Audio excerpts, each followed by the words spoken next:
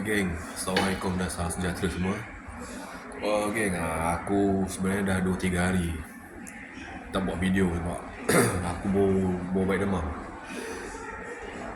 demam. Sekarang ni aku dekat hospital.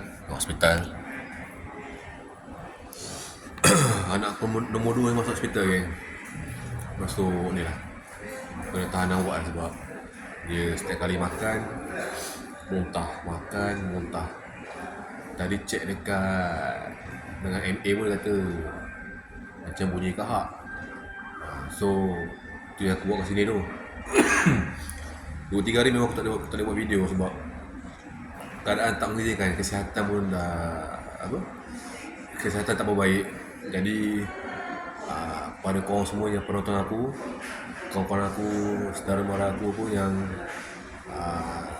selalu tengok video aku minta maaf sebab aku tak dapat buat vlog sebab yelah, masalah kesihatan kan. Jadi dalam 2-3 hari ni aku tak dapat buat. Jadi kepada korang semua yang mana baru menonton channel aku, minta tolong korang doakan aku nombor 2 supaya cepat sembuh. Si kakak dekat rumah opah lah, kalau tak boleh bawa dia. Kalau bawa dia jadi huru hara hospital ni. Anak aku yang nombor 2 ni masuk ward.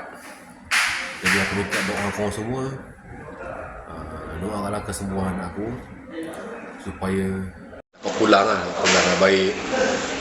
Kesihatan pun sembuh, insyaAllah. Okay guys, setakat ini video aku untuk kali ni. Aku tak nak cakap panjang, aku batuk, bawa demam, berjangkit dengan anak aku, berjangkit. Dan insyaAllah kalau aku dah baik, dah sembuh 100%, dah bertenaga, insyaAllah aku akan buat vlog lagi untuk korang semua, insyaAllah.